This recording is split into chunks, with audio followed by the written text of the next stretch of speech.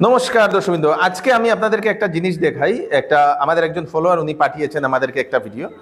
আমাদের শ্রীভূমি জেলার পাথারকান্দি রেল স্টেশনের বাথরুমের যে অবস্থা, সেই অবস্থাটা দেখে আপনাদের কেমন লাগলো সেটা কমেন্টে নিশ্চয়ই জানাবেন।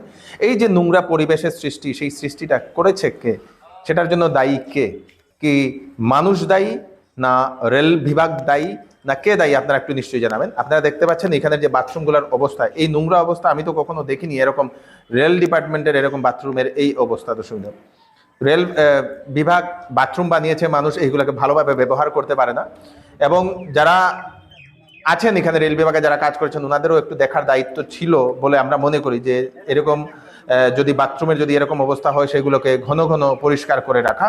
কিন্তু এই যে অবস্থা, সেই অবস্থা দেখে আপনাদের কেমন লাগলো সেটা আপনারা নিশ্চয়ই জানাবেন এবং একটু শেয়ার করবেন, যাতে আমাদের রেলমন্ত্রীর কাছেও একটু পৌঁছে যাক, যাতে উনিও দেখেন যে ভারতীয় রেল ব্যবস্থা নিয়ে উনি অনেক কথা বলেন এবং সত্যিকারের এখানের অবস্থাটা কি।